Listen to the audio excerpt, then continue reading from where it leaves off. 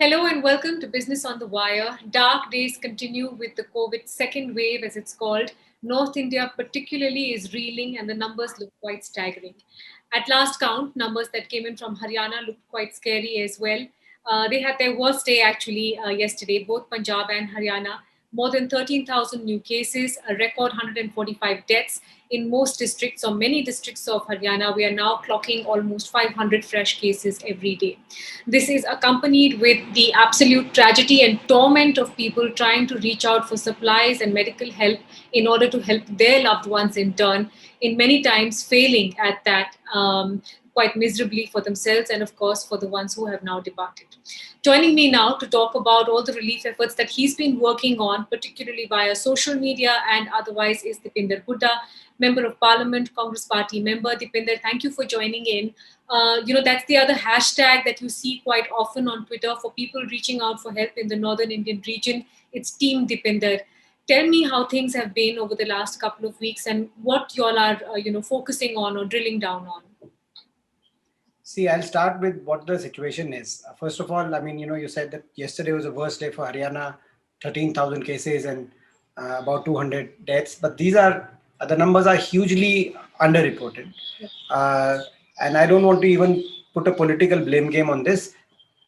Just the nature of the epidemic is such that from Gurgaon, for example, you said 200 deaths. Gurgaon has two big crematoriums. Maximum capacity is 60 to 80 maximum of both the crematoriums, and both of them did not have a single position available for anybody who wants to. And this is yesterday, and this is not just yesterday, this is maybe about last a week. So you can have about 200 deaths in that from that count in Gurgaon itself. From Gurgaon to a village, a small village, I can tell you about so many villages in my constituency where half a dozen or about half a dozen people have died in one day. Yes, I'm just talking about yesterday now, right? Most of these people thought they had normal seasonal flu or whatever.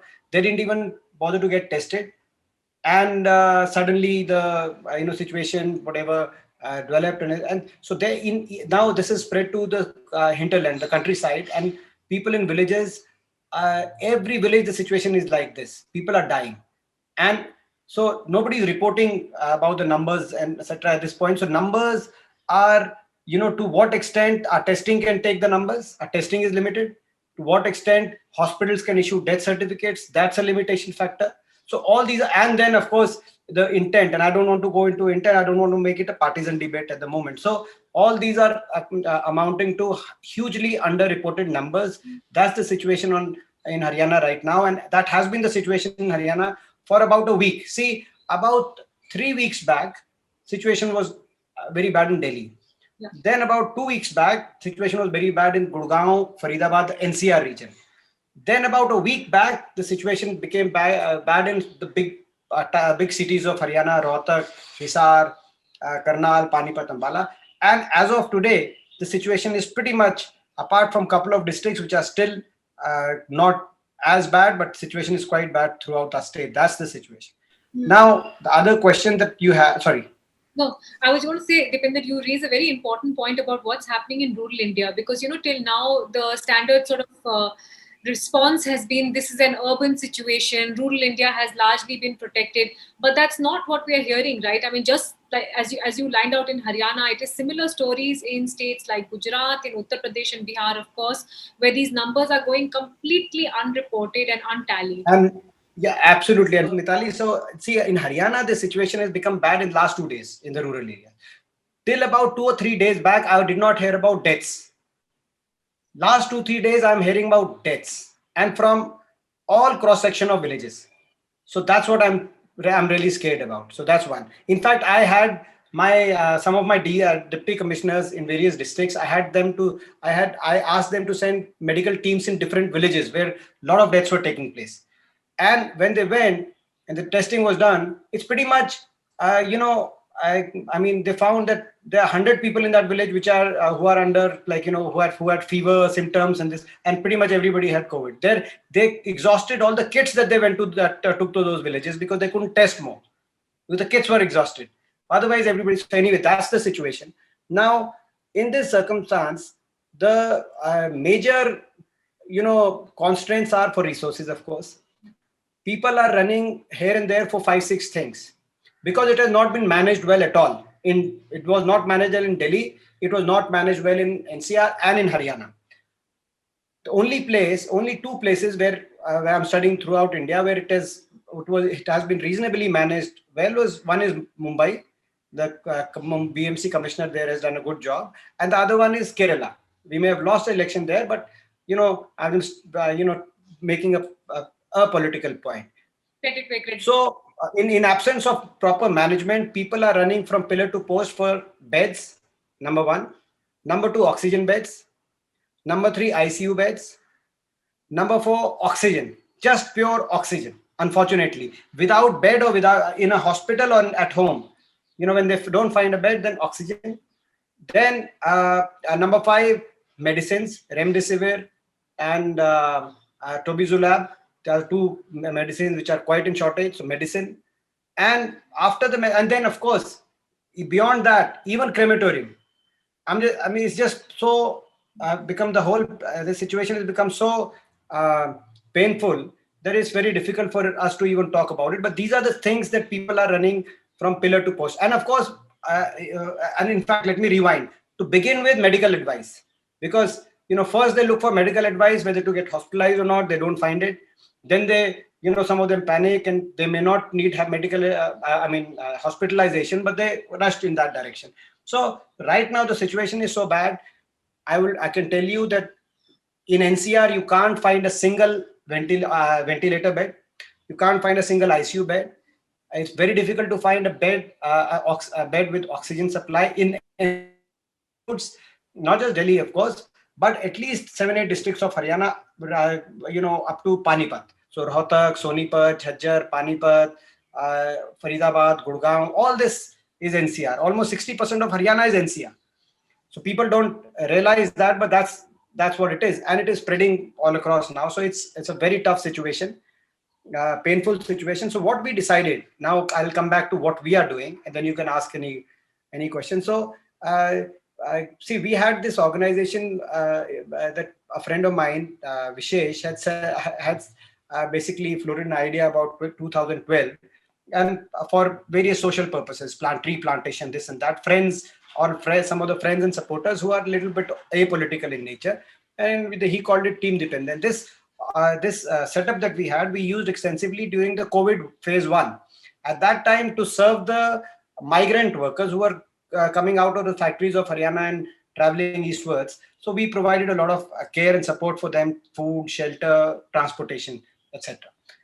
Now, when the situation was becoming bad in Mumbai and Maharashtra, we thought that this group thought that it is going to hit us. So let's prepare. So we just started recruiting more people and preparing for it. And so it's a very easy thing for me to sit in opposition and point finger at the government and just sit at home and do all the political blame game. This is not the correct time for that, I feel. Time for that will come. Those political scores will be settled. But right now is the time where each of us can hold each other's hands and try to come out of it. So we went on a recruitment drive. Now we have about, in various Haryana districts, about 300 volunteers, active volunteers on the field, working to provide whatever relief that they can in all these things. From arranging arranging the first medical advice to organizing a cremation if the family is unable to. There are certain families in Haryana who are not even in our state, who are NRIs, and they have single parents living here, etc. So there have been tragic stories. So all the throughout the value chain, in trying to organize oxygen, trying to organize beds, trying to organize whatever we can in terms of medicine. So all those things we are trying to do. So we have these set of volunteers, and we have every district. We have given out helpline numbers. So there are 10 to 20 volunteers every district. There are helpline numbers for each district. There are helpline number for the state. So there are two ways to reach us. One, through those helpline numbers, you can just call. Two, tag us on the social media. using at the rate of Team Dependence. That's what has really gone viral. A lot of people have sought help on this. One thing I forgot, by the way, all the activities we are doing in which we have been really successful. That's plasma. So plasma was a big problem, and there's so many stories like that where we have been able to connect the donor and the donee in matter of moments when they've sought out help, on the social media to us. Because I think that's the power of these social media and the connections, that so many people are connected, people who want to do good. And Mitali, you'll be shocked. First day, when we about 3 weeks back, when we started and we gave out the helpline numbers and social media, etc., we had just 50 requests. From that all the way now we are looking at 5,000. So it's it's in 3 weeks you can just, and the cries for help are so deeply penetrating to your heart, and the fact that you are unable to help a lot of those. I mean, I think out of the 5,000 requests, the ratio typically is 2,000 requests or 2,500 on the social media, and about 2,500-3,000 requests on the helpline, because a lot of people use phone more. And I would say we are able to help half of them to a certain degree, some fully, some partially, etc. And half of them we are unable to help at all. And there are some stories which I mean, from morning till, I'll just now, when I just asked your permission to go and talk to a friend of mine, Dheeraj, here there was a cry for help for bed, oxygen bed. Somebody's mother had falling oxygen level to 65 and wife falling oxygen level to 70. He was able to organize one bed. So he took me on conference call with that person, and we put it to him that we have just one bed, you decide, we'll try for the other bed, but we are not getting it. I mean, just imagine putting that question to somebody. And the guy and the person said that because my mother has lower oxygen level, he started crying and all. He said, let that bed go to my mother. So so it is like that. But I feel that all of us at this moment, there are only two options in front of us. One, we take it as a fait accompli. Blame the government, blame the system, blame all the politicians, blame all the bureaucrats and the judges, and it's a fait accompli, and just sit at home and do nothing, right? Two, we try to help. There is a lot of goodness in the world. There are enough people who have donable blood plasma who have gotten well because of the cycle of epidemic. That's how it is. If we just connect them, for example, there would not be any shortage of plasma. At least there's enough goodness that if we start connecting people, a lot of problems can be solved. At least some good would be done. Shortage of constraints not going to go away in a day, so we can help each other. So in that regard, I would like, through you, make that passionate appeal to everyone. Don't be sitting at home. Yeah.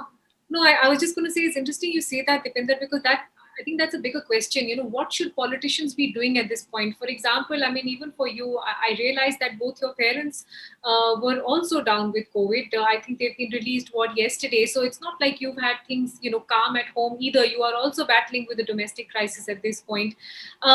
And I think you made an important point earlier about the fact that social media itself is quite inequitous.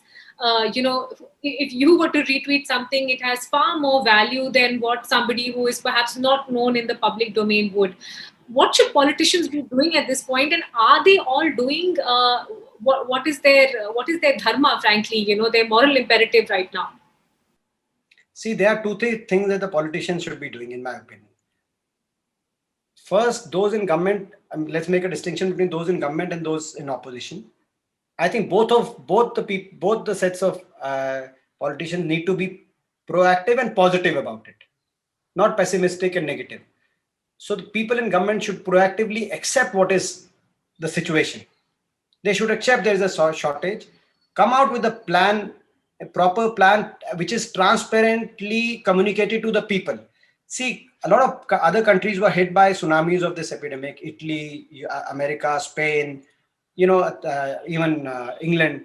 UK, all those are examples. In US, if you would recall, not only would, no matter you like or dislike Donald Trump, but President of America would every day hold a press briefing, telling people what he's doing and taking them into confidence and giving them a little bit of confidence. And so would be the person who's challenging him at that time, who's the president-elect today, Joe Biden. So both of them would hold parallel press conferences every day, talking to the people, communicating them, telling them stay home, don't leave your village. This is the situation. We are doing this. This is what we are doing to get our lineup for the oxygen, for medicine, etc. etc.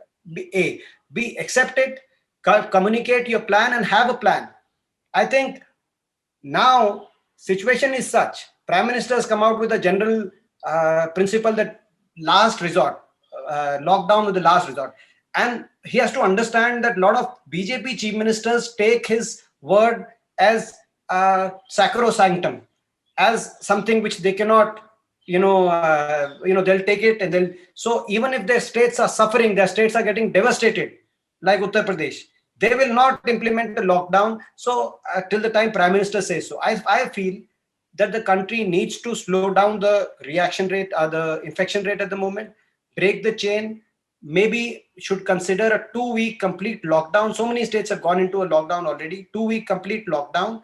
And in these 2 weeks, have a plan to spruce up your resources and use those resources effectively. That's the people in the office. Now, people in opposition, I think the people in opposition, all the politicians should be giving constructive suggestions how we can handle the crisis. I've given one suggestion, I'm giving it time and again to the state of Haryana, the government of Haryana. They have not considered it. We need to, in every district of Haryana, including Gurgaon, Faridabad, Mohali, Panchkula, all the districts, we need to have a war room. A war room which is headed by the deputy commissioner, which has the chief medical officer as one of its member. That war room should have all the resources at its disposal, all the medical resources, should have a very simple helpline number that anybody can call. If you have COVID symptoms, you should call that war room. First, get a medical help. The doctors, all the district doctors should be connected to that war room in a district. After getting a medical help, if you're advised hospitalization, then, that war room the patient should have confidence that they will provide you a bed. If you have a demand for oxygen or medicine or whatever, communicate it to that war room, and that war room should transparently convey to everyone that this is what the resources are we have in the district. These many beds in a dashboard, these many beds, these many ICUs, these many ventilators. This is how we are distributing it. These many doses of remdesivir or tobizulac that we, like for example, day before yesterday, Haryana got 160 doses of tobizulac from Government of India. Now, who got those 160 doses? That needs to needs to be communicated, etc. So my point is, these war rooms are very important. This is one of the strategies which was put in place by Mumbai, and they have been very effective in avoiding running from pillar to post for oxygen situation. Yeah. It is one thing, Mithali, to die from COVID. It is absolutely another thing to die from lack of oxygen and lack of medicines, and not being able to do something about it. And that's where, we all should think about. So I think that the people in opposition should be giving proactive and positive suggestions. People in government should be accepting the situation on the field and then reacting, not worrying about their inflated egos or their images to protect. I think that needs to happen. And thirdly, all of us in our individual human capacities, we should do whatever it takes. Even if we are able to save one life, even if, for example, somebody who's you went ahead and I opted for to interview me, and through this interview, if somebody listens to the WhatsApp number that I'll just give you and contacts us to give plasma, we have a very simple WhatsApp number, 8908404040. Very simple, 8908404040. If you have recovered in the last 3 months, please give us your contact details and we'll have a donor ready for you. So even if that happens, then I think you would have made a difference today by conducting this interview. Even one person is able to contact us through this number. And I think everybody needs to fight this together. So That's what I feel. Important, Dipinder, and I'm going to put that on a band as well for anyone watching if they would like to donate. I know you don't want to make this conversation apolitical, or you don't want to make it political. Rather, the Haryana Chief Minister made a comment saying when in the season of rains you expect floods, but you don't accept a tsunami. Be that as it may, Dipinder, I think what is shocking to people is this lack of cohesion on oxygen, for example. What do you think will happen in the days to come if we continue like this, where there are hospital MDs and doctors coming on social media saying 2 hours of oxygen, 56 children, 1 hour of oxygen, so many patients? I mean, now this is not something we woke up to yesterday. Now this has been a problem that has existed for the last 15 days, and we still don't have a solution for all these critical care units in the NCR. Yeah, so there are two parts to that question. I think the first part, and that's probably one thing which I should have covered in the last answer, what politicians should do. One of the things that they should absolutely avoid is making insensitive remarks at this point. That's, one of the other comment that our Chief Minister made was that he went to Rohtak Medical College and he said, "Shor machane se koi jinda thodi ho jayega," to all the grieving family members. So it's really, if you can't do anything, please don't add, insult to injury. That's what I would say to everyone across party line. This is not. Secondly, about oxygen. Now, oxygen, I'll tell you what the situation is. You'll appreciate this. I was speaking to, I'm not going to say which deputy commissioners, but I spoke to pretty much all the district commissioners of Haryana in a day, and especially the NCR district commissioners multiple times. From what the situation has been communicated to me, and I'm talking about last night, situation is not getting better. It's getting worse. Need to understand this. It's getting worse at the moment. And all this thing about oxygen being quota being increased of Haryana, etc., demand is increasing at a much faster pace. So situation is getting worse. A. B. Now another thing, the way they're calculating the quota and all, it's totally wrong. I'll tell you what.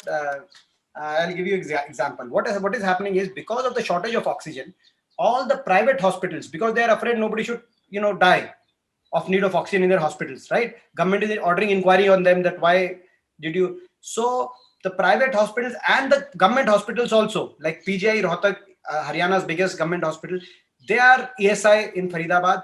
All these hospitals have put out notice boards saying that they can't take more patients because they don't have oxygen. Right? So now here's the thing. That has happened on one hand. On the other hand, government has now taken control of the oxygen yesterday. That nobody can distribute, like we were distributing a lot of oxygen, right? From various sources, from industrial units and this and that. Government says that they want to control it, but by themselves. So fine, you control it, but government is not efficient that they'll reach everywhere and they'll try to even do that. So what has happened is, for any private person like me now to give oxygen, the patient has to be in the hospital. He has to be in the hospital, then hospital has to run out of the oxygen, then I can go and help him. But if hospitals are not taking patients now, the critical patients who need oxygen, hospitals are saying, we don't have oxygen, we can't take you in. That patient is lying on the street. That patient is in his house. And I am technically, legally not allowed now to serve him, because the government is saying that only serve those patients, whether you are private or government, who are in the hospital. So that's another very unique situation, which tells you that how the enormity of the oxygen crisis. So they are not counting those people who have been denied admissions in the hospital. So oxygen crisis, as I was told by the deputy commissioner of the biggest districts in NCR, you can guess which one. I don't want to name that particular person. He almost broke down, last night talking to me, and said that oxygen crisis is not getting eased anytime soon. It is getting worse. And you will continue to see these calls from various hospitals that we need. Yesterday, there was in Gurgaon, we were able to somehow rescue, 6 children who were on ventilator. There was a hospital called CARE. A lot of hue and cry was made, and immediately I was lucky enough that somebody tweeted that, and lucky enough that I saw it. We were able to send relief Immediately, we were able to contact the district administration, who was forthcoming, and they sent relief immediately. And just in time, 6 newborn babies, Mitali, newborn. So we were able to save them. But then you save one, but then by night you hear another story where somebody else is not been able to be saved. So oxygen crisis is here, it's real, and that's why I feel government should consider a national lockdown, they communicate a plan, a strategy, break down the aggressiveness and the chain of this particular infection, and get your resources in order, have a plan. Fine, a lot of people are going to die from COVID, but don't let them die from lack of oxygen and lack of medicines. Yeah. That's all I'm asking for. Dipinder, I know that you're a man of the soil, in the sense you're very deeply connected to your constituency. You spend a lot of time with the people there, and I think not just for them, for people across the country, there is pain, of course, at the loss, but there is seething rage. There's a lot of anger at this point because of what you pointed out, that they're not dying of COVID, but they're dying because they didn't get the one basic thing that a person requires at this point, which is oxygen. uh, and you keep hearing people saying, "Ab pani sar se upar nikal gaya hai." What's your sense of where this could lead to if we continue in this kind of a cycle for the next couple of weeks as well, where you are constantly working with, black market mein oxygen hai ya kahan oxygen hai ya wahan appeal karo. Where do you think this is going to lead to? I mean, it is. I mean, it's unimaginable at this point to think about the potential consequences. One of my we have created various groups, helpline various groups, right?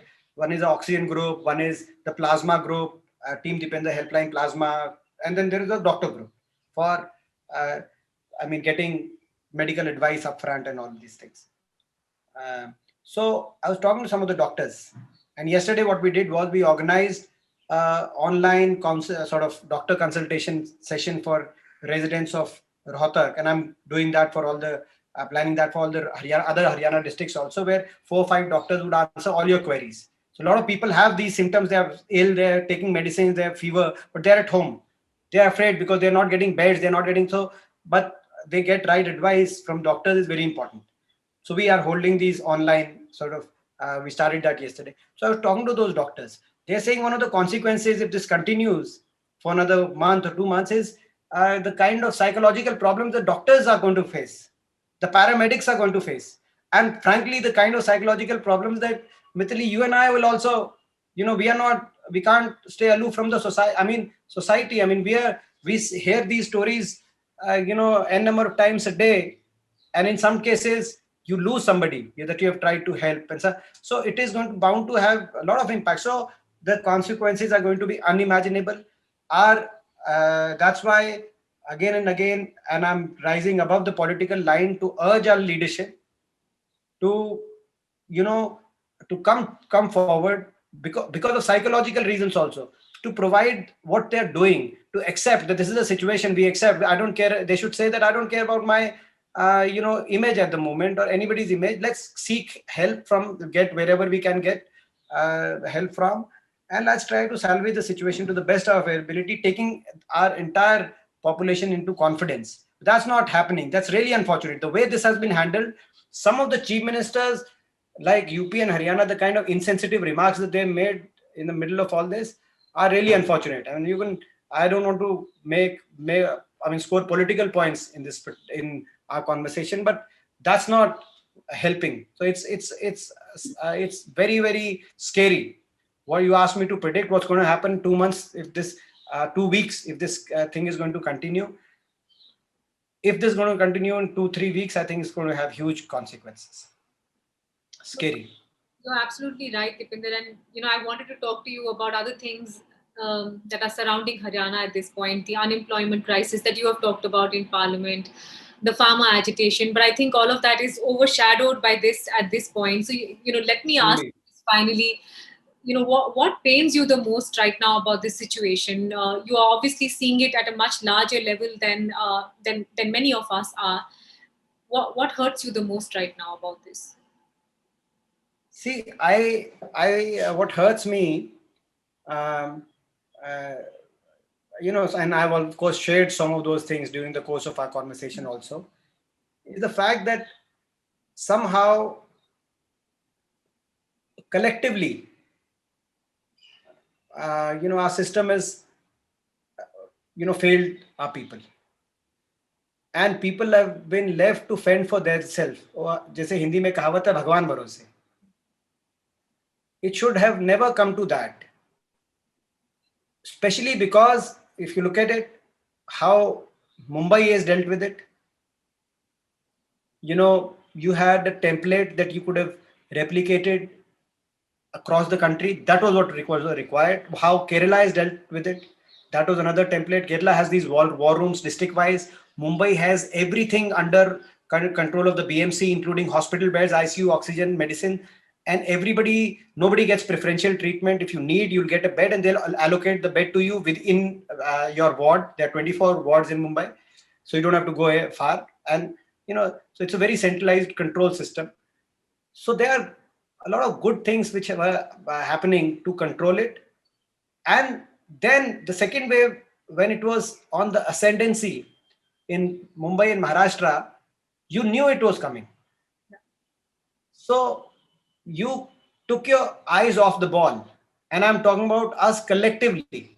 I'm not, for God's sake, blaming just one person or two people, etc., etc. I mean, the opposition also did not forcibly, maybe, we, all of us are to be blamed. At one point we were very forceful, but we also gave up. But, so I think, and people are, all of us are suffering more than what they would have suffered because of that. That's what is most painful right now. And the second thing, which is very painful, is for certain people to even now not understand and follow safety protocols. Everywhere there are people like that, everywhere, who feel that either this is not there, or that they have more immunity than others, etc., etc. And for us, as people, we need to somehow communicate that to each and every one of us, that first and foremost, their duty, first and foremost, save themselves and their families. That's enough. I mean, then try to help anybody else. So I think that these two things, from a system point of view and from people point of view, but I am confident that we are great civilization, we are great culture, we are great civilization. Right, it is at this moment we have been put to trial, and entire world is sort of watching us, etc., crumble a little bit, etc., etc. But this civilization, this culture, where humanity has always come first, we will emerge out of this, but we will emerge through helping each other, the spirit of common that we have, not the spirit of divisiveness, etc., which politics stand for. So I think we'll come out of it, but it's a scary situation. But I'm very thankful that you asked so many relevant questions, Mithali. No, absolutely, Dipender. I just, if I may, one final question. And you're right. I think the way people have come out as individuals and supported is really something. Do you fear, Dipender, that once we are, hopefully, we have stepped away from this entire tragedy, the kind of divide that already existed between the haves and the have-nots will be so far and so wide that it will have left a permanent mark. I mean, I'll give you another example where the Haryana chief minister and the state ministry is putting out comments like everyone in a gated community in Gurgaon can set up their own facilities. I mean, that's great, but so as to assume that the man who lives under a highway or the man who does not live in a gated community is supposed to do what when he needs it, or his I family? agree with you. That's another painful thing about it. That also ties up to the last question also that you asked, that which should pain all of us. This also is such a deeply iniquitous situation. Even social media, for example, social media, is available. Twitter is available to a lot of people who have smartphones. See, people who belong to the earlier generation, who are in hinterland, who have not yet on Twitter or not as active. Now those people are unable to get to social media also to seek help, right? So every channel that we have. So this is the epidemic is, and of course, मैंने एक Twitter पे एक लिखा था और वो बहुत ज्यादा वायरल हुआ कि पता ना था कि जिंदगी इतनी सस्ती हो जाएगी.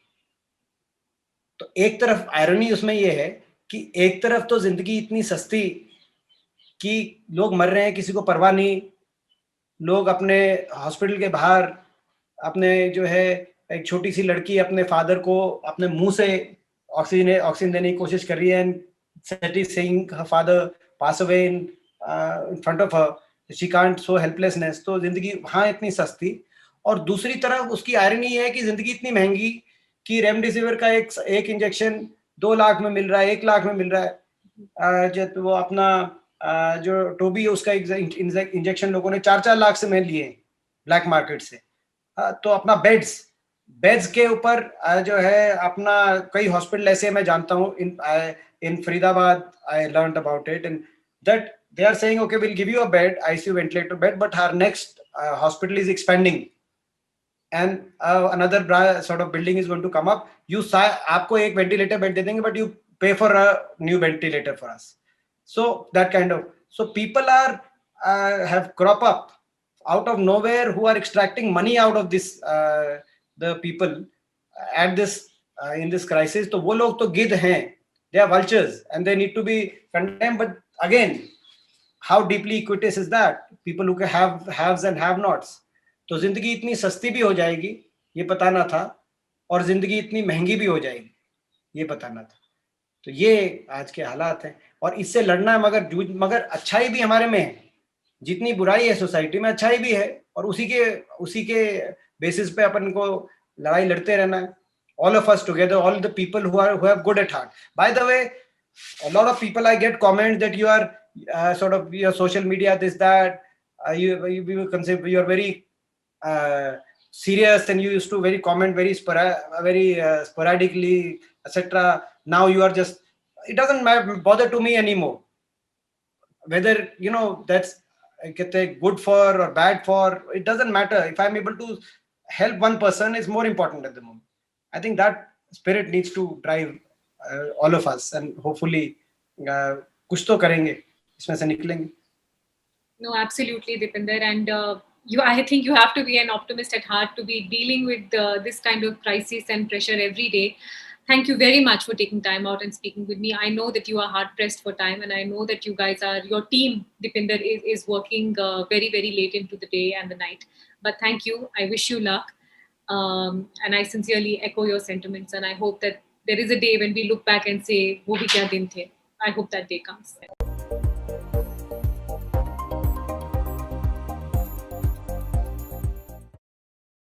To receive instant updates on all videos from The Wire, click the subscribe button and hit the bell icon. Pay to support independent journalism. Click the link in the description and choose the amount you want to pay.